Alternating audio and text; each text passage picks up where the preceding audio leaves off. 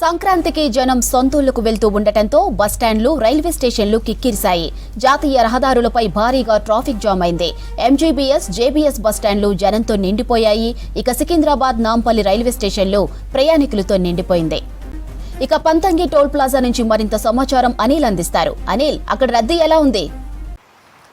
మాధురి, ఇటు తెలంగాణలో దసరా ఎంత పెద్ద పండుగనో ఇటు ఆంధ్రప్రదేశ్లో సంక్రాంతి అంతే పెద్ద పండుగ. సో ఆ పండుగ కోసమే హైదరాబాద్ నగరంలో ఉన్నటువంటి ఆంధ్ర వాసులతో పాటు ఇటు నల్గొండ, మిర్యాలగూడ, కోదాడ వంటి ఈ ప్రాంతాల వారు భారీ ఎత్తున ఉదయం నుండే హైదరాబాద్ నగరం నుండి బయలుదేరి తమ తమ గ్రామాలకు వెళ్ళిపోతున్నారు. సో ప్రజెంట్ నేను యాదాద్రి జిల్లా పంతంగి టోల్ ప్లాజా వద్దను. ఇక్కడ చూసుకోవచ్చు, పొద్దున ఉదయం పూట చాలా వాహనాలు ఇక్కడ ఉండేటువంటి పరిస్థితి ఉంటే, కానీ ప్రస్తుతం మాత్రం కొంత మేరకు తగ్గింది.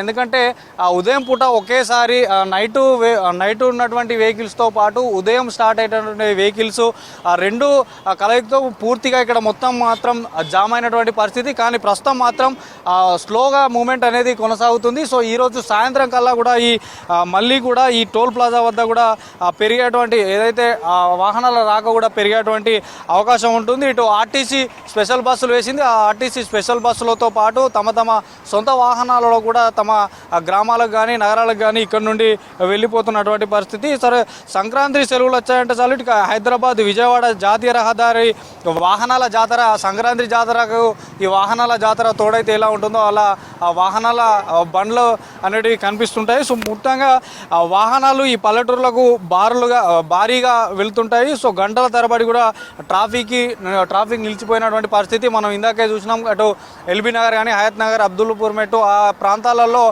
పూర్తి స్థాయిలో మధ్యాహ్నం 12 గంటల నుంచి దాదాపు 2.5 గంటల పాటు పూర్తిగా రోడ్డు కూడా విజయవాడ ఏదైతే రహదారి ఉందో ఆ రహదారి మొత్తం కూడా నిండిపోయినటువంటి పరిస్థితి. గతేడాది సంక్రాంతికి సేమ్ ఇలాంటి ట్రాఫిక్ సమస్యనే లేవనెత్తాయి. ఎందుకంటే ఒకేసారి అందరూ బయటికి రావడం, అటు దిల్సుకునగర్ కానీ, అటు మలక్పేట నుండి కానీ, తర్వాత సిటీలో ఉన్నటువంటి మియాపూర్లో ప్రారంభమైనటువంటి వెహికల్స్ ఇటు ఆంధ్రాకి ఎక్కువగా కూకట్పల్లి, మియాపూర్ సైడు నివాసం ఉంటారు. అటు వ్యాపారాలు కానీ, ఇటు స్టూడెంట్స్ కానీ ఎక్కువ ఉంటారు. కాబట్టి అక్కడ నుండి బయలుదేరినటువంటి వెహికల్ ఒకేసారి ఇటు ఏదైతే ఓఆర్ఆర్లో కలుసుకుంటాయి, ఈ ఓఆర్ఆర్లో కూడా అటు గచ్చిబౌలి నుండి వచ్చేటువంటి వెహికల్స్ అండ్ షామీర్పేట నుంచి వచ్చేటువంటి వెహికల్స్ కూడా ఒకేసారి ఇటు పెద్దంబర్పేట దగ్గర దిగుతాయి. అక్కడ నుండి నేరుగా ఇటు విజయవాడ హైవే నుంచి పంతంగి టోల్ మీదుగా ఇటు ఆంధ్రాకి కానీ, ఇటు ఖమ్మం, కోదాడ, మిర్యాలు కూడా ఈ ప్రాంతాలకు వెళ్తుంటాయి. కాబట్టి పూర్తిగా ఈ రోడ్లన్నీ మొత్తం వాహనాలతో నిండిపోయాయి. ఈరోజు విద్యా సంస్థలు సెలవు కాబట్టి,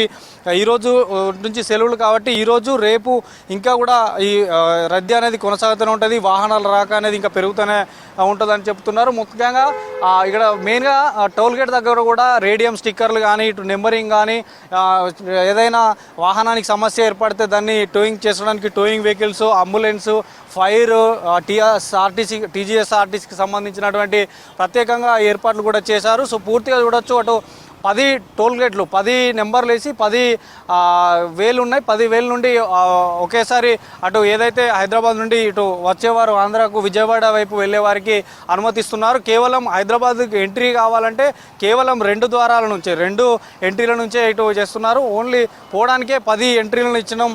మనం చూడొచ్చు విజువల్స్లో 10,000 ఉన్నాయి హైదరాబాద్ నుంచి అటు విజయవాడ వెళ్ళడానికి. సో ఇంకా సాయంత్రం కావస్తే ఇంకా కూడా పెరిగేటువంటి అవకాశం ఉందంటూ చెప్తున్నారు. సో ముఖ్యంగా ఇటు టూయింగ్ వెహికల్తో పాటు ఇటు ఏదైతే ఈ చౌటుప్పల్ ఏరియా ఉన్నదో ఈ ఏరియా మొత్తం కూడా పోలీసులు, ల్యాండ్ ఆర్డర్ తర్వాత ట్రాఫిక్ పోలీసులు కూడా ఎక్కడికక్కడ సర్కిళ్లలో బందోబస్తును ఏర్పాటు చేసి వెంటనే ఈ ట్రాఫిక్ను కూడా క్లియర్ చేస్తున్నటువంటి పరిస్థితి. సో పూర్తిగా ఇంకా మనం చూడొచ్చు, అంటే మనం ఇక్కడికి వచ్చిన 20 నిమిషాలు అవుతుంది. 20 నిమిషాలు కొంతమేర తగ్గేది ఉంటుంది, కానీ ఇంకా పెరుగుతూనే ఉంది. అంటే సాయంత్రం 6:30 తర్వాత 4 నుండి 6 గంటల ప్రాంతంలో కూడా సాయంకాలం ఇంకా ఎక్కువగా ప్రయాణాలు చేసేటువంటి అవకాశం ఉంటుంది. కాబట్టి సాయంత్రం కూడా పెరిగేటువంటి అవకాశం ఉంటుంది. ఈరోజు సాయంత్రం నుండి రేపు సాయంత్రం, ఎల్లుండి వరకు ఈ వాహనాల సంఖ్య పెరుగుతూనే ఉంటుంది. మొత్తానికైతే 10 టోల్ బూతుల నుంచి మాత్రం ఈ వాహనాలు అనేవి అనుమతిస్తున్నారు. సో ఇప్పటికే తెలుగు రాష్ట్రాల ప్రభుత్వాలు కూడా అటు సెలవులు ప్రకటించిన నేపథ్యంలో ఇటు వీకెండ్ తర్వాత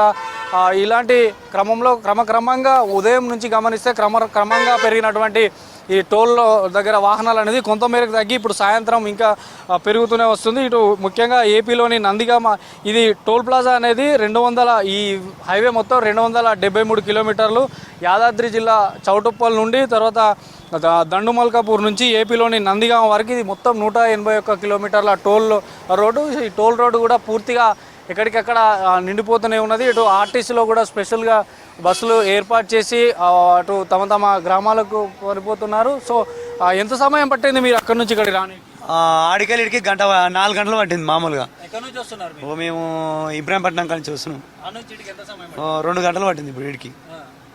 ఎప్పుడు ఇట్లా ఉంటుంది సంక్రాంతి పండుగ? ఏమో ఇప్పుడైతే తక్కువ ఉందిగా కొంచెం, ఇంత ముందుకు అయితే చాలా ఎక్కువ ఉండే. ఇంకా ఈడికెళ్ళి చౌటుప్పల్ దాకా ట్రాఫిక్ ఉండే, ఎంతో సిస్టమేటిక్ ఓకే ఉంది ఇప్పుడు.